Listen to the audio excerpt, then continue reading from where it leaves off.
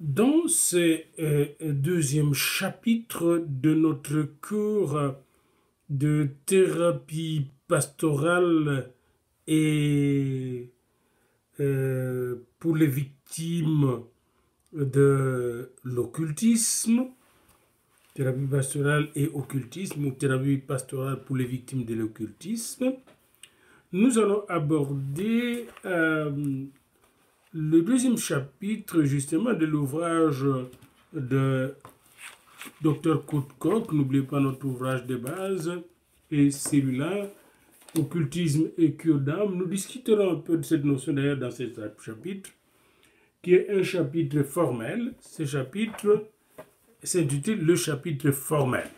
Ici, nous allons étudier tout ce qui est formalisation ou formalité épistémologique. L'épistémologie, c'est quoi? C'est la réflexion sur la pratique scientifique. Comment la recherche scientifique, la production de la science, des connaissances scientifiques opère. Comment s'opère la recherche scientifique, la production de la science. L'épistémologie réfléchit sur l'épistémé, c'est-à-dire la science. Comment la science fonctionne, opère. Alors dans ce chapitre formel, nous allons justement voir comment Dr. Kootkoek nous demande d'opérer dans cette pratique thérapeutique, dans cette pastorale thérapeutique qui consiste à aider les victimes de l'occultisme. Premièrement, il nous dit, et ça c'est la première chose qu'il faut noter, l'écriture de son travail vient de sa pratique du ministère pastoral. C'est la pratique du ministère pastoral qui l'a emmené à écrire cet ouvrage que nous étudions ensemble. Autrement dit, la théorisation et la pratique thérapeutique que nous allons voir ici, qu'il appelle lui la cure d'âme, nous allons voir ça dans les années 70. Ces vocabulaires se justifient, mais pour le moment, c'est du vocabulaire dépassé. Et vient de 15 ans d'évangélisation en Allemagne et à l'étranger. Après 15 ans d'évangélisation en Allemagne et à l'étranger, là, et après avoir découvert pendant l'évangélisation, n'est-ce pas, de cas de détresse de l'âme, relevant parfois simplement de la compétence du médecin spécialiste, et d'autres qui étaient étroitement liés avec des pratiques occultes, il est donc parvenu à écrire ce travail. C'était depuis des années qu'il avait rassemblé, noté environ 600 cas parmi les plus graves et les plus étranges d'atteinte psychique occulte. Les cas d'atteinte psychique occulte, des gens qui étaient atteints mentalement à cause de l'occultisme. Ça me rappelle quelque chose de mon enfance, de ma ville d'enfance, des gens qui revenaient du Congo-Brazzaville, où ils étaient allés chercher des richesses, et qui revenaient fous, où on disait toujours qu'ils avaient touché à des choses occultes. Vous voyez? Alors c'est très important, et je ne comprenais pas maintenant que je comprends. D'ailleurs, dans la même ville de Boma, il y avait beaucoup d'occultistes. Il y avait une petite église protestante de moins de 500 personnes, dont nous étions membres, mais qu'on voyait grand parce que les bâtiments n'étaient pas assez grands que ça. Et en tout cas, on pouvait limiter les chrétiens, les vrais chrétiens dans cette ville à 500 ou 300 personnes. Il y avait l'église catholique où il y avait beaucoup de gens. Puis la plupart des gens étaient animistes, n'allaient pas à l'église le dimanche. Alors, et parmi ces gens-là se recrutaient beaucoup qui avaient des problèmes psychiques, de neurose, de psychose, de dépression, etc. En ce moment-là, on est dans les années 60. et beaucoup de foyers instables. Alors, donc, tous ces cas-là, si j'étais en ce moment-là, né de nouveau, rempli du Saint-Esprit, j'aurais pu voir encore plus clair dans cette situation. Alors, dans le livre que je viens de vous montrer, dans cette documentation, l'auteur a extrait des exemples cités ici pour le soumettre à un examen critique et les mettre pleinement en valeur. C'est ce qu'il fait ici. C'est une entreprise très courageuse et qui a été encouragée par ses collègues et qui étaient souvent embarrassés par la constatation des méfaits de l'occultisme. Donc, le premier principe formel, c'est que cet ouvrage qu'il a écrit part de son expérience pastorale, de son ministère pastoral. Deuxièmement, le but de cet ouvrage et de cette recherche, et de ce cours d'ailleurs, est de présenter un aspect particulier de la théologie pratique. Quel est cet aspect? Comment aider les malheureuses victimes de l'occultisme. L'aide aux malheureuses victimes de l'occultisme. L'expérience que Koutkouk a acquise au cours des entretiens pastoraux, entretiens avec ceux qui cherchent le secours, lui a appris que l'action pastorale efficace ne se borne pas à des encouragements verbaux ou à une compassion émue. Ce n'est pas une question de compassion ou d'encouragement verbal. Au contraire, il faut délivrer effectivement ces malheureux. Il faut le conduire à la délivrance. Et c'est en 70 qu'il écrit cet ouvrage-là. Il faut délivrer ces malheureux.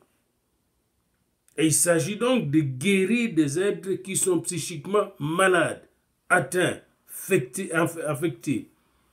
Et c'est le but des méthodes thérapeutiques, de la méthode thérapeutique moderne, mais c'est aussi le but de l'intervention de Jésus-Christ. Toutes ces interventions pastorales étaient pour libérer les captifs. Il est venu libérer les captifs. Alors, le problème qu'il aborde dans cet ouvrage est triple. D'abord, il faut établir s'il existe, oui ou non, des troubles psychiques à l'occultisme. Vous devez établir, même dans votre pratique pastorale, est-ce qu'il y a des troubles psychiques causés par la pratique de l'occultisme? Premièrement. Deuxièmement, ensuite, étudier la question encore très controversée du rapport entre l'emprise occulte et les maladies mentales, psychiques et même parfois les maladies physiques. Ça, c'est encore un autre problème. Mais il y a un rapport. Vous voyez? Donc, voyez-vous, établir s'il existe, oui ou non, des troubles psychiques d'origine occulte. Deuxièmement, étudier la question encore très floue, en ce moment-là, controversée, du rapport entre l'emprise occulte et les maladies psychiques ou mentales. Troisièmement, trancher le point crucial suivant. Le pasteur peut-il aider efficacement quelqu'un qui est troublé mentalement, psychiquement à cause de la pratique ou de pratiques occultes? Comme quelqu'un qui vient vous dire qu'on lui a lancé un sort. Encore là, des pratiques occultes qui sont à la base de ce trouble psychique. Voilà donc le problème que nous devons aborder ici et qu'il a abordé dans son ouvrage. Ça, c'est le troisième point formel, à savoir ce problème qui est triple, établir s'il existe, oui ou non, des troubles psychiques d'origine occulte. Deuxièmement, étudier la question encore controversée, et qui est toujours controversée, et souvent controversée, du rapport entre l'emprise occulte et les maladies psychiques. Et troisièmement, trancher le point crucial suivant. Est-ce que le pasteur est-il capable de délivrer efficacement, d'aider efficacement une personne qui souffrent des méfaits de l'occultisme. Voilà donc le premier point formel qui était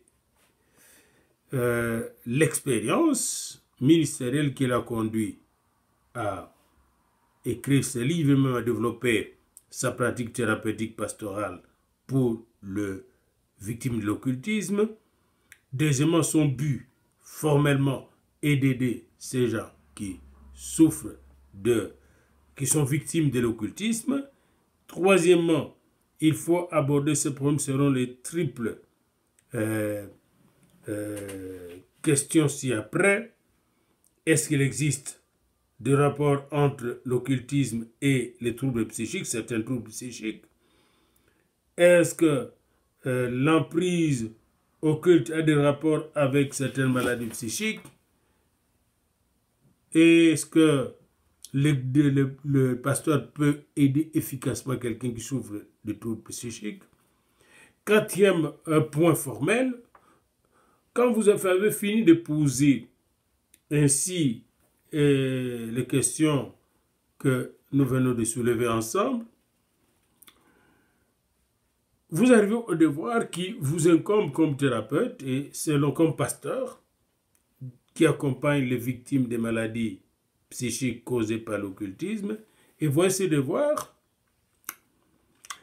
Premièrement, il s'agit, par de nombreux exemples, de donner au lecteur un aperçu des conséquences de la pratique de l'occultisme.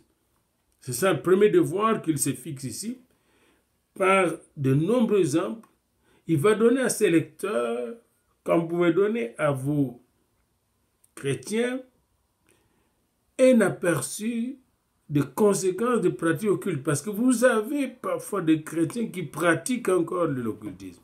Quelles sont les conséquences? Deuxième devoir, il est indispensable de rechercher les causes des atteintes de l'âme par l'occultisme.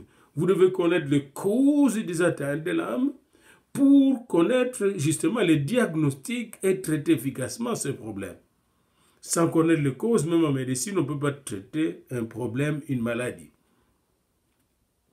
Troisième devoir, toujours dans ce quatrième point formel, il faudra également découvrir une voie conduisant à la délivrance de l'emprise occulte. Quelle est la voie? Et ça, il appelle cela la tâche de la cure d'âme. Je vais discuter de cette notion avec vous tantôt là. Cinquième point formel, après avoir posé formellement les trois devoirs du psychothérapeute comme les trois devoirs de Dr. Koch, à savoir connaître les conséquences de la pratique de l'occultisme pour notre santé mentale, même notre santé physique, connaître les causes qui sont à la base de troubles psychiques pour apporter la guérison de troubles psychiques causés par l'occultisme et découvrir finalement la voie qui conduit à la délivrance. Cinquième point formel, la manière d'envisager les devoirs que nous venons d'indiquer, là, les trois devoirs que nous venons d'indiquer ci-dessus, la manière d'envisager ces devoirs doit être bien indiquée. Comment, par exemple, vous allez parvenir à découvrir les conséquences de la pratique de l'occultisme? Eh bien, en étudiant plusieurs cas, par l'étude de cas. Vous voyez la manière d'envisager? Par l'étude de cas, vous n'allez pas parler comme ça en l'air. Oh, attention, quand vous faites, non, voici tel cas, nous allons le voir. L'étude de cas est très importante. Comment vous allez parvenir à connaître la cause d'une maladie psychique? En parlant avec l'individu, l'histoire de l'individu, l'histoire de sa famille. Vous allez découvrir les cas. Comment vous allez découvrir la voie qui conduit à la délivrance? En étant branché à la parole de Dieu, au Saint-Esprit. Voyez-vous? Et c'est très important, ceci bien indiqué. Le point de départ sera toujours l'être humain, l'expérience pastorale, les dialogues pastoraux. Et c'est cet être humain qui parle pendant le dialogue pastoral, pendant l'écoute pastorale, que vous allez justement examiner et présenter au Seigneur Dieu, au Seigneur Jésus-Christ, au Saint-Esprit. Donc vous partez de sa situation et cette démarche qui part de sa situation est formellement qualifiée d'induction et pas de déduction. La déduction part de principes généraux, de ce qui est abstrait, vers la pratique. Mais ici, vous partez de l'expérience, de la situation, de la crise de l'individu, vers le principe de guérison que nous donne la parole de Dieu. Jésus aussi faisait de l'induction, partait toujours du concret vers le spirituel. C'est le cheminement d'induction. Les règles générales ne sont élaborées qu'après avoir traité des cas spécifiques, observé des cas spécifiques. Donc on part de cas spécifiques vers les règles générales pour le traitement spirituel. Il est évident que dans la parole de Dieu, nous avons pas mal de cas spécifiques. Déjà, la confrontation de Moïse et les magiciens d'Égypte, c'est un cas spécifique. La confrontation d'Israël et tous les magiciens, les idolâtres et tout ça, de la Philistie, de Nabucodonosor, de l'Égypte, etc., c'est encore des exemples spécifiques qui nous amènent à des conclusions, n'est-ce pas, générales, scientifiques. Comment se comporte, qu'est-ce qui arrive comme trouble lorsque les gens pratiquent l'occultisme, les cas d'Akab et de Jézabel, etc. La confrontation d'Akab, Jézabel et le prophète Élie. Donc nous avons, et vous voyez, Akab et Jézabel, c'était de fous, des gens malades mentalement, hein, qui dirigeaient Israël. Je ne sais pas si vous vous souvenez d'un livre qui s'intitule « Ces malades mentaux qui nous dirigent ». Beaucoup de chefs d'État sont des malades. Vous voyez, malades pourquoi? Mais à cause des pratiques de l'occultisme. Nous allons le voir cas par cas. Alors c'est très important. La manière d'envisager cela consiste à faire de l'induction partir des cas spécifiques vers les règles générales. Comment vous allez le faire? Comment cette méthode procède? Premièrement, la comparaison de multiples cas. Après avoir observé plusieurs cas, vous dégagez les symptômes typiques et les lois qui régissent une situation similaire. Comparaison de multiples cas. Et de là, on déduit les causes premières de maux dont souffre une âme en détresse qui a été en contact ou qui a affaire avec des choses occultes. Et si cet examen de causes scientifiques des maladies psychiques ne donne encore qu'une image floue de ce qui se passe, eh bien, vous allez rechercher une thérapeutique pastorale de personnes atteintes selon l'inspiration de la parole de Dieu et du Saint-Esprit. Alors, c'est très intéressant de voir le plan de l'étude du pasteur Kotkok. Après avoir vu, n'est-ce pas, formellement avec vous, comment il aborde cette question, comment nous devons aborder nous aussi cette question des victimes de l'occultisme. Son plan est très simple. Dans la première partie, il expose en partant de 120 exemples puisés dans la pratique de son ministère.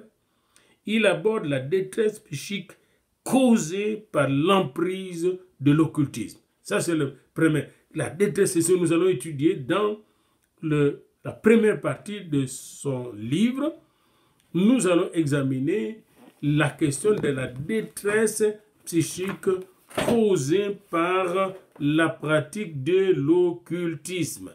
Alors, c'est la première partie de son ouvrage.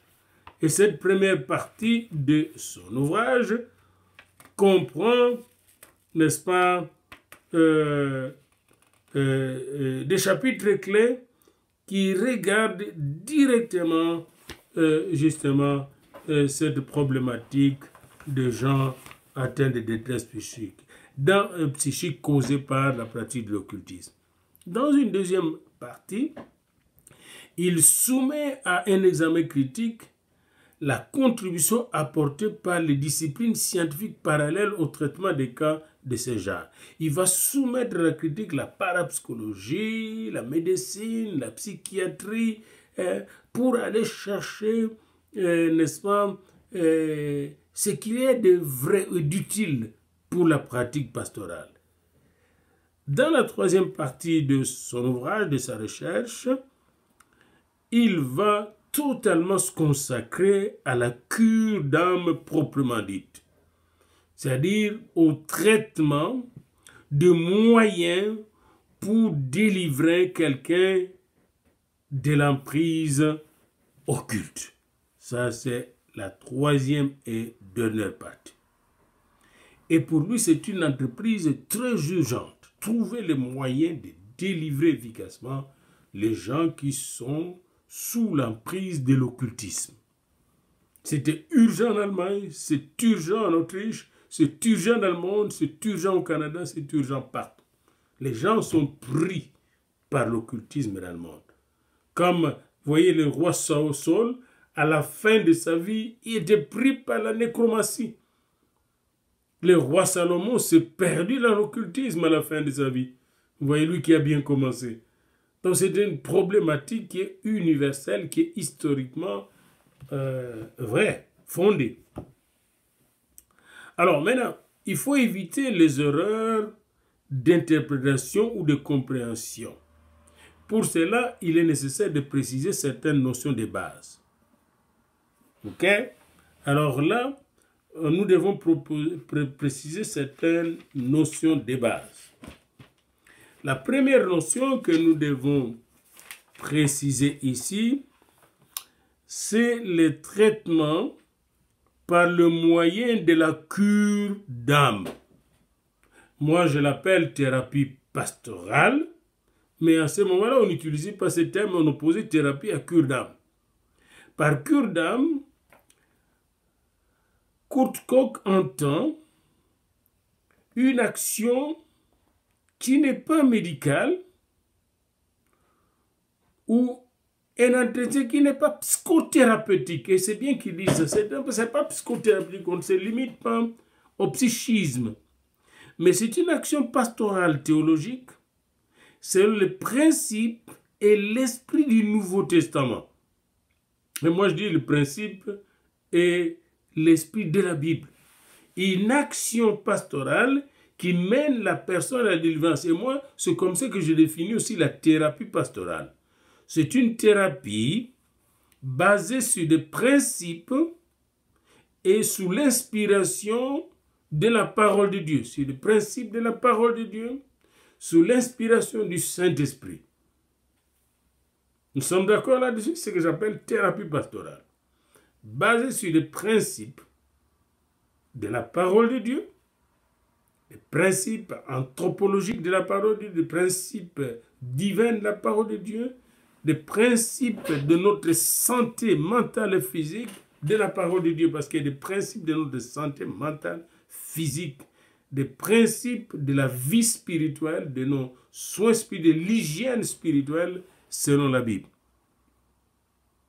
Alors, c'est pourquoi je parle aujourd'hui de thérapie pastorale et non de cure d'âme, parce que la cure d'âme, pour moi, était très limitée au spiritualisme, alors que la thérapie pastorale va traiter spirituellement tous les problèmes psychiques, spirituels et même physiques qui troublent mentalement l'être humain.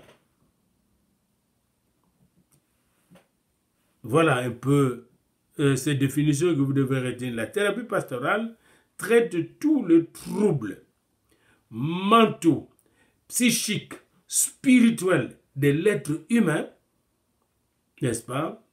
Et là, ici, focalisé sur surtout les troubles causés par la pratique de l'occultisme. Deuxième thème, que veut dire occulte? Deuxième expression que nous devons clarifier après avoir clarifié le thème de cure d'âme et de thérapie pastorale. Ce terme est encore très controversé, occulte. Hans Dritsch s'élève déjà contre cette expression dans son ouvrage La parapsychologie, science des apparitions occultes, méthode et théorie. La parapsychologie, écrit-il, n'a absolument rien à voir avec le penchant de nos contemporains pour ce qui est mystique et irrationnel. Pour lui, la parapsychologie est une science, au même titre que la chimie et la géologie. Pour moi, c'est faux, parce qu'on ne peut pas voir et mesurer tout ce que la parapsychologie étudie comme on fait en géologie et en chimie. Son travail est tout à fait rationnel, nous dit Hans Dritsch. La parapsychologie est au service du rationalisme éclairé. Pour cette raison, on devrait cesser de l'appeler occultisme. Mais il ne donne pas la définition de la parapsychologie. Pourquoi on dit parapsychologie et non parapsychologie? Ce qui est en dessous de la psychologie, ce qui est caché. La parapsychologie n'étudie pas nécessairement la psychologie, mais la para, ce qui est caché. Ce qui est caché, c'est ce qui est occulte. Justement, ce qui est occulte. Alors avec le terme para, ce qui est derrière le psychisme, ce qui est caché derrière. On occulte ce qui est caché, justement. L'étude de ce qui est caché, voilà ce qu'on appelle occultisme. Malgré cette protestation donc d'une grande compétence en matière de parapsychologie, des savants modernes ont repris les termes tels que Tishner dans son ouvrage L'exploration du domaine occulte et ses résultats, Olmsteen dans occultisme, Baerwald dans occultisme et spiritisme, ainsi que beaucoup d'autres. La parapsychologie étudie le spiritisme et l'occultisme. Le terme occulte n'est d'ailleurs pas sans ambiguïté. Ce qui peut sembler occulte au non-initié sans formation psychologique peut paraître aux psychologues de profondeur rationnelle, explicable et compréhensible, mais ça ne reste pas moins occulte. Ça ne reste pas moins occulte. Freud avait bien peur, n'est-ce pas, de son disciple Carl Jung, qui semblait pratiquer l'occultisme, fils de pasteur. Alors si malgré tout, nous retenons le mot occulte, nous l'appliquons aux faits qui sont à la limite de la perception sensorielle. Notez ça. Les phénomènes à peine saisissables par la raison. Les apparitions touchant au domaine métaphysique et métapsychique. Les rapports entre le monde sensible et suprasensible. Je vous donne un exemple biblique. Quand le roi David, je pense vers le dernier chapitre de 1 Samuel, quand le roi Saoul, pas David, je m'excuse, était allé consulter une nécromancienne, c'est-à-dire quelqu'une qui invoque le mort, eh bien, il était en train de pratiquer de l'occultisme. Vous trouvez cela dans le dernier chapitre de 1 Samuel.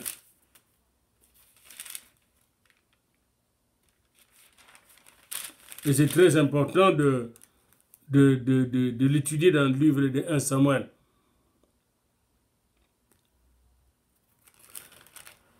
C'est très intéressant et moi je vous encourage de lire à partir du chapitre 28, c'est là que vous trouvez le chapitre 28 de 1 Samuel, comment il est parti consulter un nécromancien, une nécromancienne qui est allée réveiller Samuel qui était déjà mort.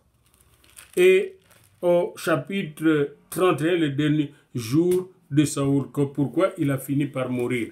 Et comment l'occultisme, finalement, peut-être qu'il pratiquait déjà en cachette l'occultisme, qui l'a rendu fou, malade, qui l'a éloigné de Dieu, qui a fait que même l'Esprit de Dieu le quitte. Alors c'est très important pour nous de lire cela dans 1 Samuel chapitre 28, 29, 30, vous permettre justement de voir comment même la pratique de l'occultisme de Saoul a dérangé tout le royaume d'Israël. La même chose dans le cas d'Akab plus tard avec Jézabel. Alors, c'était des pratiques occultes. Et l'étude de ces phénomènes en parapsychologie, c'est l'étude des phénomènes occultes. Alors, la parapsychologie qui étudie les phénomènes occultes, c'est la science des occultes. C'est ça. On n'en peut rien. Alors, la troisième notion, et la science des occultes, c'est la science des choses cachées, psychiquement cachées, spirituellement cachées. Vous voyez?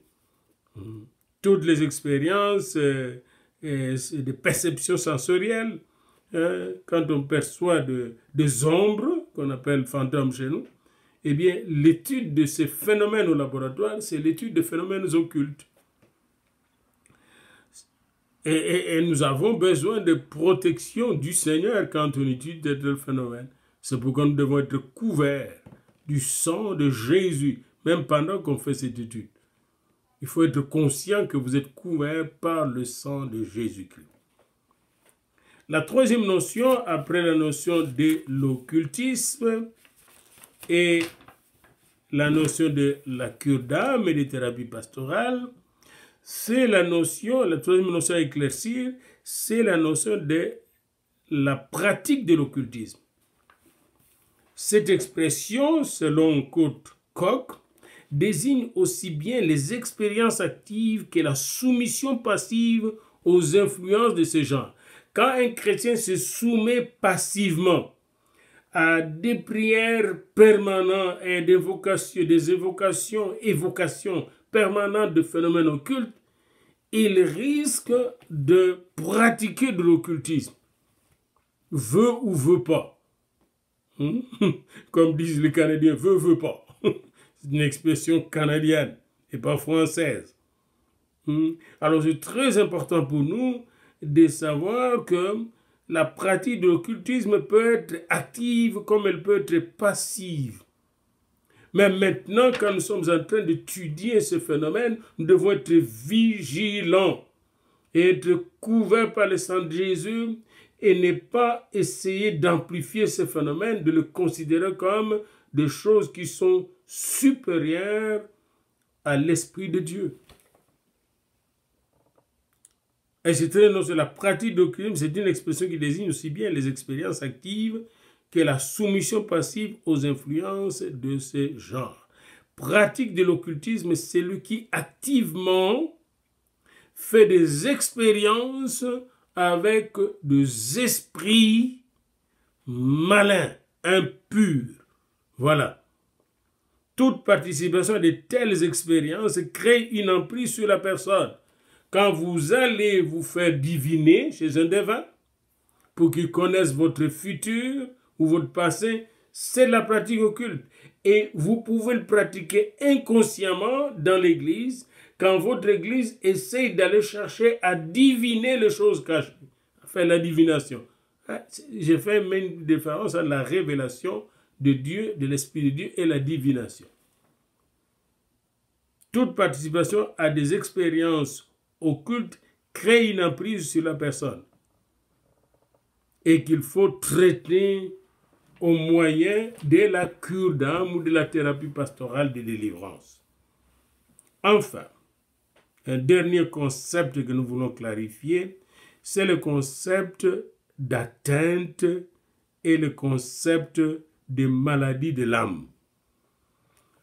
L'homme a une âme, un esprit et un corps.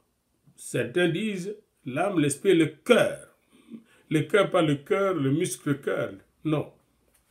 Le cœur qui est le centre de nos décisions, de nos réflexions.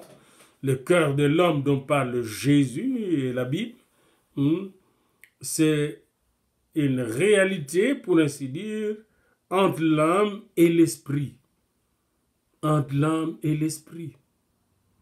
Et l'âme, c'est notre lieu psychique, de l'intelligence, les émotions, les sentiments, c'est le domaine de l'âme.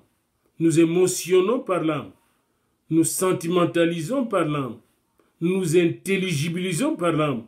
Nous raisonnons par l'âme. Nous argumentons par notre âme. Voyez-vous? Nous tirons des conclusions, faisons des résumés par notre âme. Et où est l'esprit alors? L'esprit, c'est le souffle de Dieu en nous, la présence de Dieu en nous. C'est l'esprit qui donne la vie à l'âme, qui donne la vie même au corps. C'est l'esprit qui fait que le corps et l'âme sont ensemble. Quand l'esprit part avec l'âme, le corps meurt. L'esprit, c'est Dieu en nous. C'est le souffle de Dieu en nous. C'est l'esprit même qui donne à l'âme de voir, de comprendre, de saisir les choses de Dieu. Et souvent, l'âme étouffe l'esprit, l'âme charnelle étouffe l'esprit pour écouter les désirs du corps. À ce moment-là, nous devenons des gens qui vivent à l'envers, qui partent de la chair pour commander le corps, et là, l'esprit est tranquille. L'esprit est mort. C'est là qu'on parle de mort spirituelle. L'esprit ne fonctionne pas. C'est une mort spirituelle. Ce n'est pas une mort clinique, mais une mort spirituelle. Et les gens qui vivent comme ça dans la mort spirituelle, dans le péché, ils finissent par, les lacs de feu vont finir par le séjour des morts et le lac de feu, parce que ce sont des esprits morts qui vont tout droit au séjour des morts, là où était, n'est-ce pas, l'homme riche, Luc 16. Tandis que nous, les enfants de Dieu, quand nous mourons, nous allons au paradis de Dieu où se trouve Abraham et où nous attendons justement au repos. Et on parle même de sous la table de Dieu, où nous attendons qu'il y ait le paradis de Dieu, nous attendons la félicité céleste et la nouvelle terre. Donc, quelqu'un est atteint de maladies de l'âme quand son âme ne fonctionne plus normalement. Alors, il y a deux significations ici. Tout d'abord, il s'agit d'un terme technique de la psychologie de profondeur de l'ancien temps, désignant la nature intime de l'être humain. Notre âme, c'est la nature intime, la contrepartie de ce qui est corporel. L'âme n'est pas visible, mais elle est en train de, pendant que je réfléchis, mon âme réfléchit. Mon âme réfléchit, utilise tout mon système nerveux pour vous communiquer ce cours. Puis à un certain moment, parfois, quand quelqu'un devient illogique, irrationnel, il ne sait plus ce qu'il dit, il est totalement désorganisé, n'est-ce pas, ses phrases sont désorganisées, ses raisonnements sont désorganisés, il devient très colérique, il devient insupportable, son âme est malade. Vous voyez, son âme est malade. Ou très triste, son âme est malade. Et c'est le concept même des maladies psychiques qui comprend également l'aspect spirituel de ce problème. Vous voyez, quand quelqu'un résiste à Dieu, blasphème Dieu, son âme est malade, son esprit est mort. Il faut un réveil de l'esprit. Alors, cette maladie peut devenir psychosomatique, c'est-à-dire atteindre même le corps. Des problèmes biologiques peuvent se poser, des problèmes physiologiques peuvent se poser quand l'âme est malade. Parce que n'oubliez pas, l'âme est inséparable du corps. Quand il se sépare du corps, et quand il se sépare du corps, le corps est mort. Alors c'est très important de savoir que le Créateur a établi une relation naturelle entre notre esprit, notre âme et notre corps. Nous sommes notre corps, pendant qu'on est dans notre corps, nous sommes notre âme et nous sommes notre esprit. Dès qu'il y a séparation entre l'âme et le corps, on est mort. C'est ainsi que notre étude et notre travail maintenant va porter sur deux sciences tangentes par leurs problèmes. La cure d'âme, discipline de la théologie pastorale, et l'occultisme, discipline de la parapsychologie, l'occultisme. Nous allons porter notre attention sur les deux phénomènes pour comprendre les victimes de l'occultisme et élaborer des méthodes spirituelles pour délivrer les victimes de l'occultisme. C'est pourquoi nous allons à la fois être des théologiens pratiques et en même temps des observateurs de ce qui se passe parapsychologiquement dans le monde occulte. Qu'est-ce qui se passe? Les deux domaines que nous allons considérer ici, eh bien, intéressent les personnes qui pratiquent l'occultisme et qui sont pris par l'occultisme.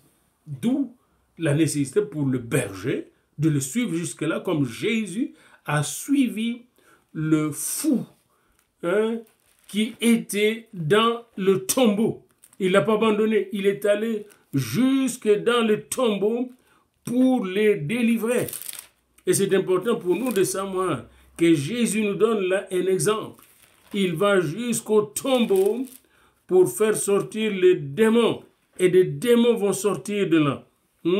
Marc 5. Ils arrivèrent sur l'autre bord de la mer, dans le pays des Gadaréniens.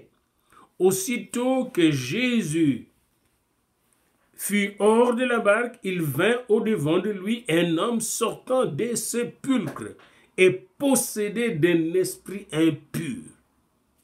Cet homme avait sa demeure dans les sépulcres et personne ne pouvait plus le lier, et même avec une chaîne. Car souvent il avait eu des fers aux pieds et avait été lié de chaînes, mais il avait rompu les chaînes et brisé le fer, et personne n'avait la force de le dompter. Il était sans cesse, nuit et jour, dans le sépulcre. Et il s'écria d'une voix forte, « Qu'y a-t-il entre toi et moi, Jésus, fils du Dieu très haut? Je t'en conjure, au nom de Dieu, ne me tourmente pas. » Car Jésus, verset 8, lui disait, « Sors de cet homme, esprit impur. » Je m'arrête là pour cette lecture. Ce n'est pas le temps de prêcher ici, c'est le temps de faire de la science. Tout ce que je veux dire, c'est que Jésus est entré dans ce monde occulte, pas pour faire de l'occultisme, il est entré jusque dans le sépulcre, pour aller délivrer cette personne qui était enchaînée par des forces occultes, les forces des ténèbres. C'est la même chose que nous allons, n'est-ce pas, faire. De la même chose nous allons procéder dans ce cours de théologie pastorale pour délivrer les victimes de l'occultisme qui sont atteints par ces maladies.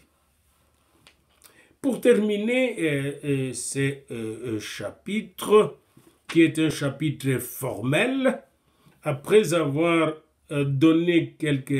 précisé la signification de quelques termes techniques, vient enfin le présupposé formel de l'approche de Kurt Koch, qui sera notre présupposé aussi, notre présupposé formel. Quel est ce présupposé?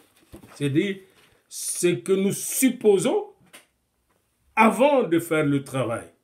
Ce présupposé, c'est le présupposé christocentrique de l'enquête thérapeutique. Notre base de départ, c'est Christ. Par sa forme, l'énoncé du thème principal satisfait bien au désir justifié d'éclaircir et de délimiter le plan scientifique. Dans notre approche, nous avons nos présupposés, et notre présupposé de base fondamentale, c'est Christ. Nous pratiquons une approche christocentrique. C'est clair, on ne le cache pas. Scientifiquement, nous nous basons sur Jésus-Christ. Ce qu'il a fait et comment il le fait et ce qu'il nous a commandé de faire, parce que c'est lui qui nous a dit « À mon nom, vous chasserez le démon ». Il est cependant insuffisant pour exprimer le but pastoral de l'ouvrage, comme du travail pastoral, montrer le chemin de la délivrance et de l'emprise occulte. Ça, c'est comment montrer le chemin de la délivrance de l'emprise occulte. Il ne faut pas perdre de vue qu'au cours de ces dernières années, parler de choses occultes et diaboliques est devenu une mode et même une manie collective. Vous avez entendu des églises qui sont créées, des choses comme les combats spirituels qui sont créés autour de choses occultes. Donc c'est devenu populaire. Il y a comme une sorte d'épidémie de l'occultisme. Du point de vue théologique, on pourrait douter de la nécessité de développer un pareil sujet, mais nous ne pouvons plus douter quand nous savons que partout, dans toutes les églises nouvelles, on parle des esprits démoniaques, on chasse les esprits démoniaques, on leur pose les mains pour délivrer les gens. Ce n'est pas donc au pasteur de négliger cet aspect-là. Mais il doit en même temps aussi éviter de se laisser entraîner par le courant de l'époque. Nous devons faire attention d'être entraînés par le courant de l'époque et vouloir chercher à déterminer l'étendue et la puissance du règne du démon. Jésus faisait souvent taire le démon. Il n'avait rien à apprendre de démon. Il disait, taisez-vous. Pourquoi? Parce qu'il savait que les démons étaient des menteurs. Et regardez un peu quand Jésus avait demandé aux démons de dire leur nom. Hein? Et vous savez comment les esprits ont répondu? Ils ont dit Légion. Mais Légion, ce n'est pas un nom. Encore un mensonge. Une légion comme une légion romaine. Ce n'est pas le nom d'un soldat. Chaque soldat a son nom. Mais légion. Voyez-vous, l'ennemi est malin. Et il cache toujours son identité. Mais Jésus le connaît et le voit. Alors c'est très important pour nous de ne pas nous laisser entraîner par les gens possédés ou par les démons qui parlent et qui parlent beaucoup pour tromper. Selon Acte 20, 24,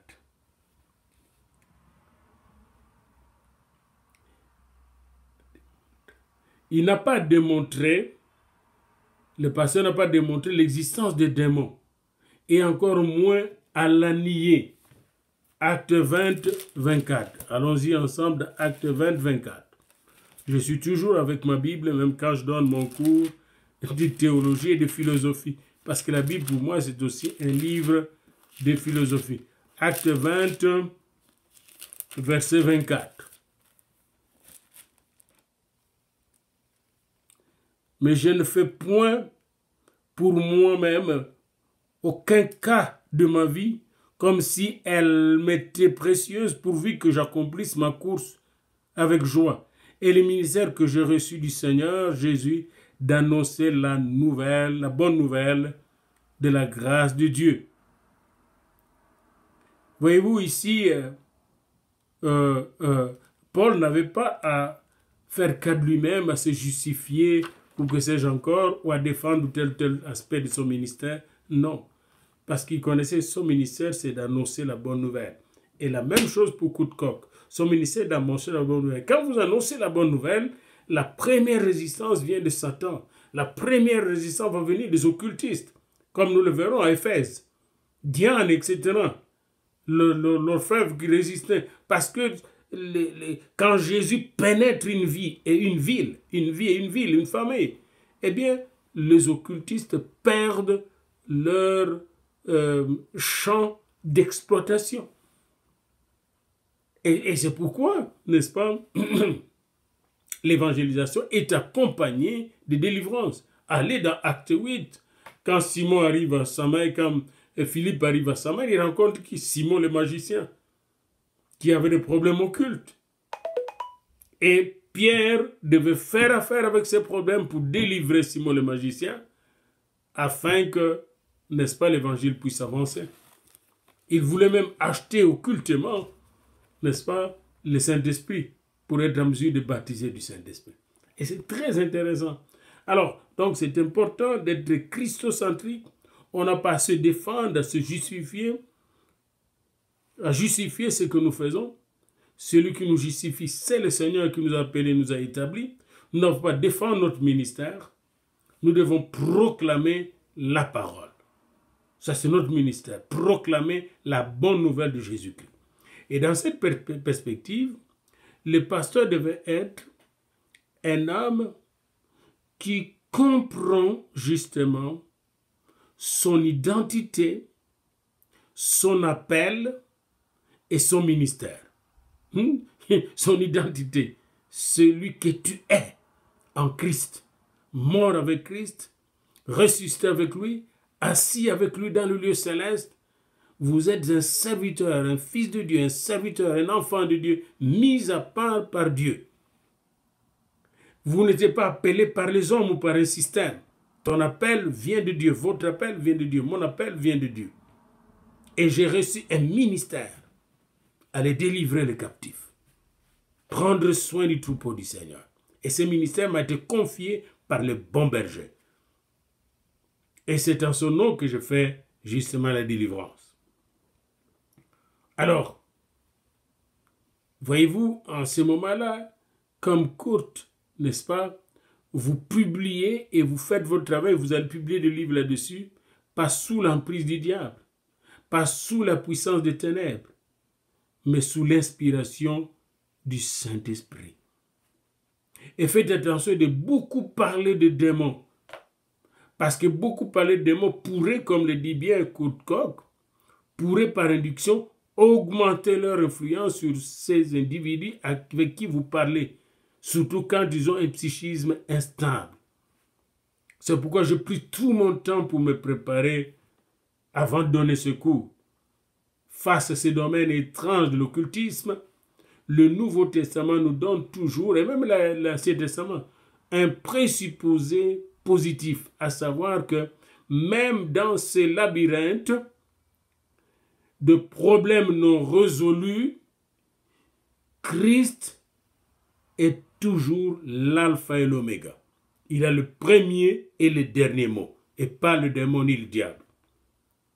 Il est la fin du règne de démons.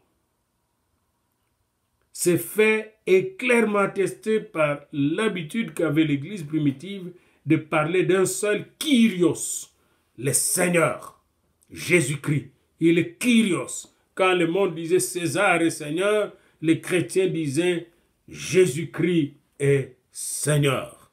Oh, j'aime ce chant-là.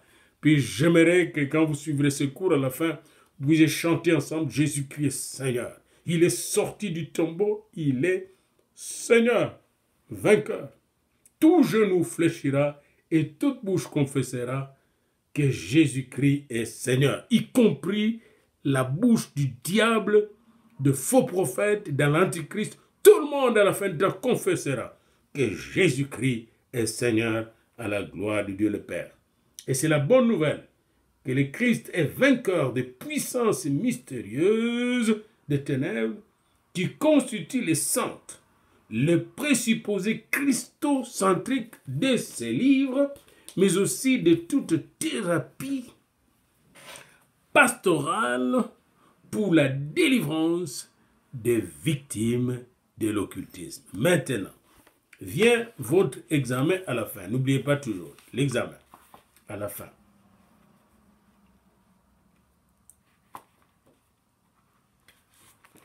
Première question, qu'est-ce qui a amené l'auteur à écrire son livre? Qu'est-ce qui l'a conduit à écrire son livre? Et c'est des théories, des choses qu'il a écoutées, qu'il a lues. Qu'est-ce qui l'a conduit à écrire son livre? Deuxième question, quel est le but de ces livres et le but de la thérapie pastorale? Troisième question. Donnez les triples aspects du problème abordé en thérapie pastorale ou en cure d'âme et abordé dans ces livres. Les triples aspects du problème abordé dans ces livres. C'est la troisième question. Quatrième question. Quels sont les devoirs qui nous incombent comme pasteurs pratiquant la thérapie pastorale pour libérer les captifs de l'occultisme? Quels sont nos devoirs? Les devoirs qui nous incombent comme pasteurs pratiquant la thérapie pastorale pour délivrer les captifs de l'occultisme. 5e question. Quel est le point de départ de la pratique thérapeutique ou de la cure d'âme de Kurt Koch? Quel est le point de départ? 6e question.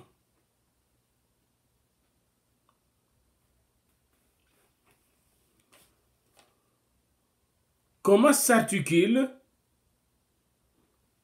les principaux points abordés, traités dans cet ouvrage que nous avons?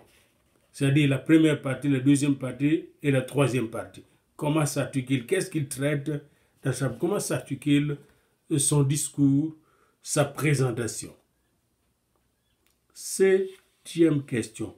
Pourquoi l'entreprise consistant à délivrer les victimes de l'occultisme est-elle, cette entreprise-là, une urgence aujourd'hui? Et pourquoi c'était aussi une urgence même au temps de Moïse, au temps d'Élie et au temps de Jésus-Christ, homme? Et pourquoi c'est encore une urgence aujourd'hui? Pourquoi devons-nous être tous presque des urgentologues pour délivrer les gens qui sont pris par l'occultisme? C'est la 7e question. 8e question. Préciser les sens ou la signification de chaque terme qui suit. 1. Qu'est-ce que la cure d'âme? Et pourquoi aujourd'hui nous l'appelons thérapie pastorale? Qu'est-ce que la cure d'âme? Deuxièmement, que veut dire occulte? Qu'est-ce que signifie occulte? Troisièmement, quel est le sens de la pratique de l'occultisme? 4e et dernier terme, que signifient les notions d'atteinte et de maladie de l'âme? Atteinte et maladie de l'âme. 8e et dernière question. Pourquoi le présupposé de ces livres et de toute pratique de la cure d'âme, de la pastorale des victimes de l'occultisme, pourquoi le présupposé et même des ouvrages qu'on peut écrire sur la thérapie pastorale des victimes de l'occultisme, pourquoi le présupposé demeure christocentrique? Et comment ce présupposé est christocentrique? Voilà donc le deuxième chapitre de notre cours de thérapie pastorale pour la délivrance des victimes de l'occultisme. TH.P700. Et n'oubliez pas, chaque fois que vous présentez vos devoirs, votre examen de fin de chapitre, de mentionner le cours, le nom de l'université, votre nom, le cours et les thèmes abordés. Puis de reprendre les questions, chaque question, et de répondre aux questions avec des phrases simples comprenant chaque phrase un sujet, un verbe et un complément. Ok? Que le Seigneur vous bénisse et fasse de vous des pasteurs efficaces dans le domaine de la délivrance des victimes de l'occultisme. Le cours va suivre et continuer jusqu'à la fin. Ne vous arrêtez pas en chemin jusqu'à ce que vous allez découvrir comment améliorer votre pratique pastorale en ce qui concerne l'aide efficace aux victimes de l'occultisme.